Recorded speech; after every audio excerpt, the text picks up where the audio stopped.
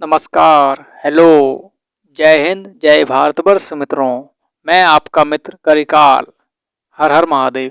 आपके अपने education YouTube channel social संगम में आपका हार्दिक स्वागत है। जो भी छात्र भविष्य में किसी प्रतियोगी परीक्षा में सम्मिलित होने का स्वप्न देख रहे हैं, उन्हें 6वीं से लेकर 12वीं तक की एनसीईआरटी या तमिलनाडु बोर्ड की पुस्तकों को अवश्य ही पढ़ना चाहिए। कक्षा 6, विषय इतिहास, अध्याय 7। अशोक एक ऐसा सम्राट जिसने युद्ध का त्याग किया। रोशन के रुपए। जन्मदिन पर रोशन को दादाजी से कड़क नोट मिले। उसने उन्हें अपने हाथ में दबा रखा था।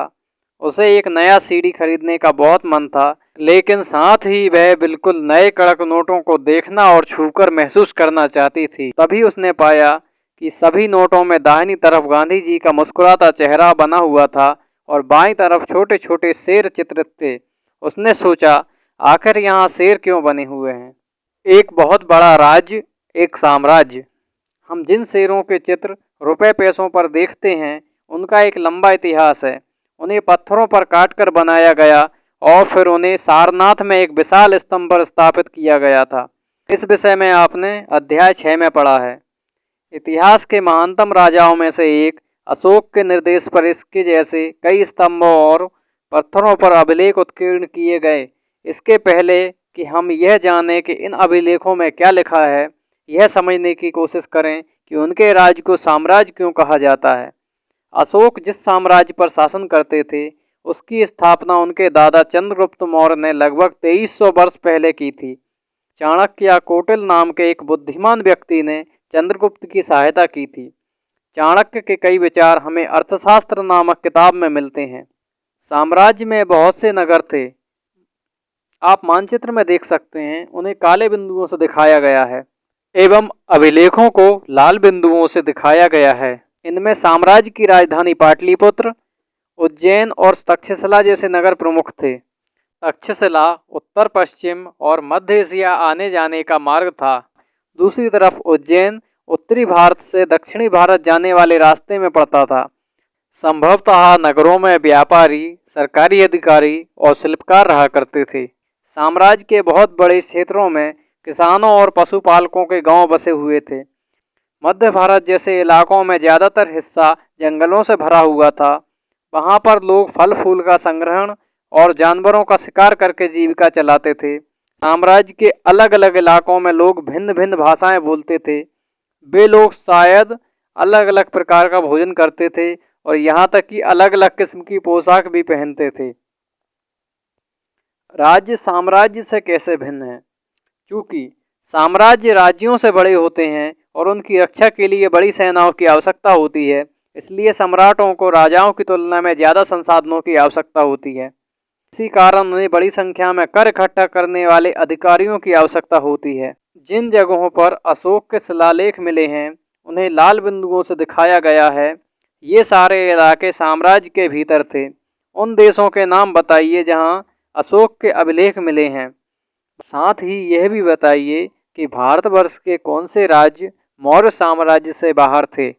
वंश क्या होता है? जब एक ही परिवार के कई सदस्य एक के बाद एक राजा बनते हैं, तो उन्हें एक ही वंश का कहा जाता है।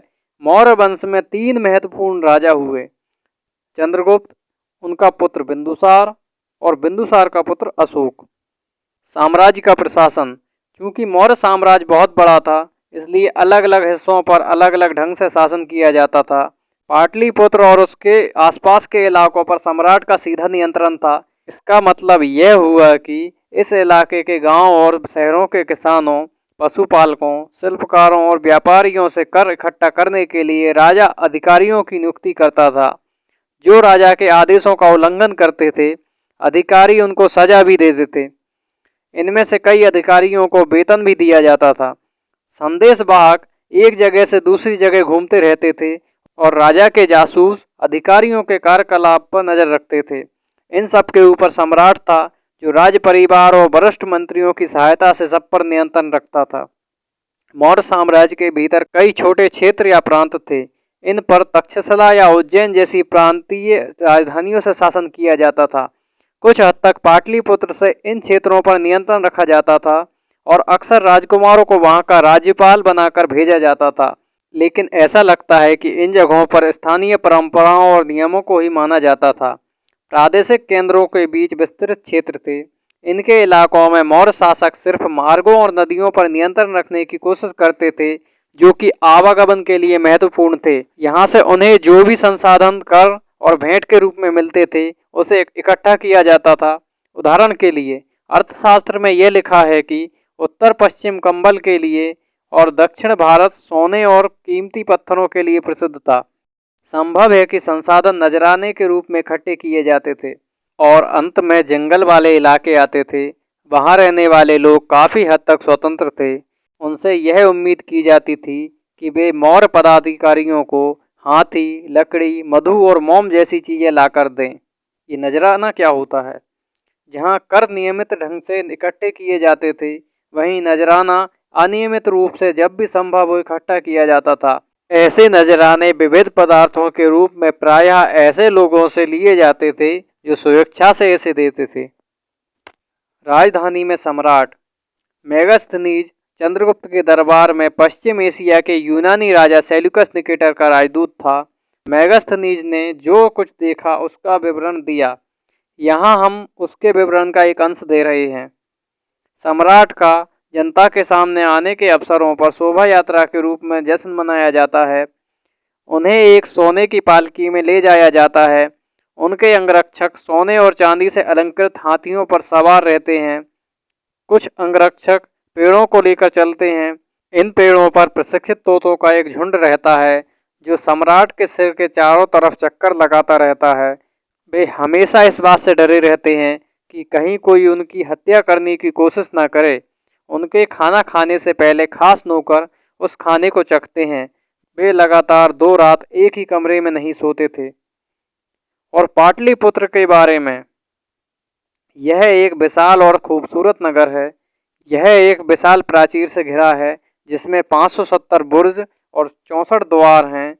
2 और 3 मंजिल वाले घर लकड़ी और कच्ची ईंटों से बने हैं। राजा का महल भी काठ से बना है जिसे पत्थरों की नक्काशी से अलंकृत किया गया है। यह चारों तरफ से उद्यानों और चिड़ियों के लिए बने बसेरों से घिरा है। विचार कीजिए, राजा द्वारा खाना खाने से पहले खास नौकर उस खाने को क्यों चखते थे? पाटलिपुत्र मोहनजोदड़ो से किस प्रकार भिन्न था? मोहनजोदड़ो के संदर्भ में जानने के लिए आप अध्याय 3 देख सकते हैं। अशोक एक अनोखा सम्राट। अशोक मौर्य वंश के सबसे प्रसिद्ध शासक थे। वह ऐसे पहले शासक थे जिन्होंने अभिलेखों द्वारा जनता तक अपने संदेश पहुंचाने का प्रयास किया। अशोक के ज़्यादातर अभिलेख प्राकृत भाषा और ब्राह्मी लिपि में हैं। कलिंग युद्ध का वर्णन करता हुआ अशोक का अभिलेख। अपने एक अभिलेख में अशोक ने यह बात कही, राजा बनने के 8 साल बाद मैंने कलिंग विजय की। लगभग 1.5 लाख लोग बंदी बना लिए गए। 1 लाख से भी ज़्यादा लोग मारे गए। इससे मुझे अपार दुख हुआ। क्यों? जब किसी स्वतंत्र देश को जीता जाता है तो लाखों लोग मारे जाते हैं और बहुत सारे बंदी बनाए जाते हैं। इसमें ब्राह्मण और श्रमण भी मारे जाते हैं, जो लोग अपने सगे संबंधियों और मित्रों को बहुत प्यार करते हैं तथा दासों और मृतकों के प्रति दयावान होते हैं। वे भी युद्ध में या तो मारे जाते हैं या अपने प्रियजनों को खो देते हैं। इसलिए मुझे पश्चाताप हो रहा है। अब मैंने धम्म पालन करने और दूसरों को इसकी शिक्षा देने का निश्चय किया है। मैं मानता हूँ कि धम्म के माध्यम से लोगों का दिल जीतना बलपूर्वक विजय प्राप्त करने से ज़्यादा अच्छा है। मैं यह अभिलेख भविष्य के लिए एक संदेश के रूप में इसलिए उत्कीर्ण कर रहा हूँ कि मेरे बाद मेरे बेटे और पोते भी युद्ध न करें। इसके बदले उन्हें यह सोचना चाहिए कि धम्म को कैसे बढ़ाया जाए। धम्म संस्कृत शब्द धर्म का प्राकृत रूप है। विचार कीजिए, कलिंग की लड़ाई से युद्ध को लेकर अशोक के विचारों में कैसे परिवर्तन हुआ। अशोक का कलिंग युद्ध।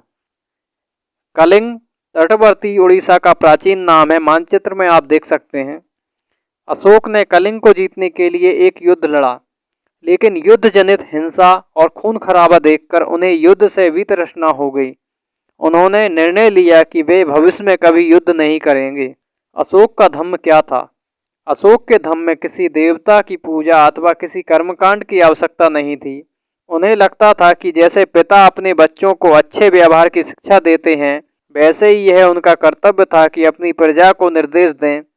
वे बुद्ध के उपदेशों से भी प्रेरित हुए थे। ऐसी कई समस्याएं थी जिनके लिए उनमें संवेदना थी। उनके साम्राज्य में अलग अलग धर्मों को मानने वाले लोग थे और इससे कई बार टकराव पैदा हुए जाते थे। जानवरों की बलि चढ़ाई जाती थी।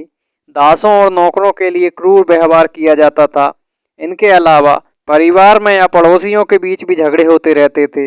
अशोक ने यह अनुभव किया कि इन समस्याओं का निदान उनका कर्तव्य है। इसलिए उन्होंने धम्म महामात नाम के अधिकारियों की नियुक्ति की, जो जगह जगह जाकर धम्म की शिक्षा देते थे। इसके अतिरिक्त अशोक ने अपने संदेश कई स्थानों पर शिलाओं और स्तंभों पर खुदवा दिए। अधिकारियों को यह निर्देश दिया गया कि वे राजा के संदेश को उन लोगों को पढ़कर सुनाएं जो खुद नहीं पढ़ सकते थे। अशोक ने धम्म के विचारों को प्रसारित करने के लिए सीरिया, मिस्र, ग्रीस तथा श्रीलंका में भी दूत भेजे। उन्होंने सड़कें बनवाईं, कुएं खुदवाए और विश्राम गृह बनवाए। इसके अतिरिक्त उन्होंने मनुष्यों व जानवरों की चिकित्सा की भी व्यवस्था की। मानचित्र में सीरिया, मिस्र, ग्रीस तथा श्रीलंका को पहचानने का प्रयास कीजिए। उत्कृष्ट पॉलिश वाले पत्थर की इस मूर्ति को देखिए। यह बिहार के रामपुरवा में मिले एक मौर्यकालीन स्तंभ का हिस्सा है। अभी इसे राष्ट्रपति भवन में रखा गया है। यह उस समय की मूर्ति कला का एक नमूना है। अपनी प्रजा के लिए अशोक के संदेश। लोग विभिन्न अवसरों पर अनुष्ठान करते हैं। उदाहरण के लिए जब वे बीमार होते हैं, जब उनके बच्चों का विवाह होता है, बच्चों के जन्म पर और जब यात्रा शुरू करते हैं, तब वे तरह तरह के अनुष्ठान करते हैं। ये कर्मकांड किसी काम के नहीं। इसके बदले यदि लोग दूसरी रीतियों को माने तो वह ज़्यादा फलदायी होंगी। ये अन्य प्रकार की रीतियाँ क्या हैं? ये हैं अपने दासों और नौकरों के साथ अच्छा व्यवहार करना, बड़ों का आदर करना, सभी जीवों पर दया करना और ब्राह्मणों तथा श्रमणों को दान देना। अपने धर्म की प्रशंसा या दूसरे धर्म की निंदा करना, दोनों ही बातें गलत हैं। हर किसी को दूसरे धर्म का आदर करना चाहिए। यदि कोई अपने धर्म की बड़ाई और दूसरे धर्म की बुराई करता है तो वह वास्तव में अपने धर्म को ज़्यादा नुकसान पहुंचा रहा है। इसलिए हर किसी को दूसरे के धर्म के प्रमुख विश्वासों को समझने की कोशिश करते हुए उसका आदर करना चाहिए। भारत के प्रथम प्रधानमंत्री पंडित जवाहरलाल नेहरू ने लिखा है, उनके धर्मादेश आज भी हमसे एक ऐसी भाषा में बात करते हैं जिन्हें हम समझ सकते हैं और जिनसे हम बहुत कुछ सीख सकते हैं। अशोक ने धम्म के विचारों को दूर फैलाने के लिए उन बातों को बताया जो आपके अनुसार आज भी प्रासंगिक हैं। अशोक के संदेश के उन संदेशों को बताइए जो आज भी प्रासंगिक हैं। ब्राह्मी लिपि। आधुनिक भारत की ज़्यादातर लिपियां पिछले सैकड़ों वर्षों में ब्राह्मी लिपि से उत्पन्न हुई। यहाँ आप आ अक्षर को अलग अलग भाषाओं की लिपियों में देख सकते हैं। अन्यत्र एटलस में चीन को खोजिए। मौर्य साम्राज्य के उभरने से थोड़ा पहले, लगभग 2400 वर्ष पहले, चीन में सम्राटों ने चीन की दीवार का निर्माण प्रारंभ किया। इसे बनाने का उद्देश्य उत्तरी सीमा की पशुपालक लोगों से रक्षा करना था। अगले 2000 वर्षों तक इस दीवार का निर्माण कार्य चलता रहा क्योंकि साम्राज्य की सीमाएं बदलती रहीं। यह दीवार लगभग 6400 किलोमीटर लंबी है तथा पत्थर और ईंट से बनी है। इसकी ऊपरी सतह सड़क जैसी चौड़ी है। इस दीवार को बनाने के लिए हजारों लोगों को काम करना पड़ा। हर 100-200 मीटर की दूरी पर एक निगरानी के लिए बुर्ज बने हुए हैं। विचार कीजिए, पड़ोसी देशों के प्रति अशोक का रवैया चीनी सम्राटों के रवैये से कैसे भिन्न था। उपयोगी शब्द: साम्राज्य, राजधानी, अधिकारी, संदेशवाहक, प्रांत, धम्म। कुछ महत्वपूर्ण तिथियां: मौर्य साम्राज्य का प्रारंभ 2300 वर्ष पूर्व। आगे की बात: लगभग 2200 वर्ष पहले मौर्य साम्राज्य का पतन हो गया। इसके स्थान पर साथ ही अन्य जगहों पर भी कई नए राज्यों का उदय हुआ। पश्चिमोत्तर में तथा उत्तर भारत के कुछ भागों में करीब 100 साल तक हिंद यवन राजाओं का शासन रहा। इनके बाद पश्चिमोत्तर, उत्तर तथा पश्चिमी भारत पर शक नामक मध्य एशियाई लोगों का शासन स्थापित हुआ। इनमें से कुछ राज्य लगभग 500 वर्षों तक टिके रहे, जब तक कि शक शासकों को गुप्त शासकों से पराजय नहीं मिल गई। इसे आप अध्याय 10 में विस्तृत तौर पर पढ़ेंगे। शकों के बाद कुषाणों, लगभग 2000 वर्ष पहले इनका शासन प्रारंभ हुआ। अध्याय 9 में आप कुषाणों के बारे में और अधिक पढ़ेंगे। उत्तर तथा मध्य भारत के कुछ इलाकों में मौर्य सेना नायक पुष्यमित्र शुंग ने एक राज्य की स्थापना की। शुंगों के बाद कण्व तथा कुछ और वंशों का शासन तब तक चलता रहा जब तक लगभग 1700 वर्ष पहले गुप्त साम्राज्य की स्थापना हुई। हमने देखा कि पश्चिमी भारत के कुछ हिस्सों पर शकों का शासन था। यहाँ पश्चिमी भारत तथा मध्य भारत पर शासन कर रहे सातवाहन शासकों के साथ इनके कई युद्ध हुए। लगभग 2100 वर्ष पहले स्थापित सातवाहन राज्य लगभग 400 वर्ष तक टिका रहा। लगभग 1700 वर्ष पहले मध्य तथा पश्चिमी भारत पर वाकाटक वंश का शासन स्थापित हुआ। दक्षिण भारत में 2200 से 1800 वर्ष पूर्व के बीच चोलों, चेरों तथा पांड्यों ने शासन किया। लगभग 1500 वर्ष पहले पल्लवों और चालुक्यों के दो बड़े राज्यों की स्थापना हुई। इसके अलावा और भी कई राज्य और राजा थे। इनके बारे में हमें उनके सिक्कों, पांडुलिपियों तथा पुस्तकों से पता चलता है। इन सब के साथ साथ अनेक ऐसे परिवर्तन भी हो रहे थे जिनमें सामान्य स्त्री पुरुषों का महत्वपूर्ण योगदान था। इनमें कृषि का प्रसार, नए शहरों का विकास, उद्योग तथा व्यापार में प्रगति। व्यापारियों ने एक तरफ जहां उपमहाद्वीप के अंदर तथा बाहर जमीन के रास्तों की खोज की, वहीं पश्चिम एशिया, पूर्वी अफ्रीका तथा दक्षिण पूर्वी एशिया के समुद्री रास्ते भी खुले। मंदिरों, स्तूपों तथा अन्य इमारतों का निर्माण हुआ, किताबें लिखी गईं, साथ ही वैज्ञानिक खोजें भी हुईं। ये सारी बातें साथ साथ हो रही थी। इस पुस्तक के बाकी हिस्सों को पढ़ते हुए आप इन बातों को ध्यान रखना चाहिए। जय हिंद, जय भारतवर्ष मित्रों, धन्यवाद। हर हर महादेव।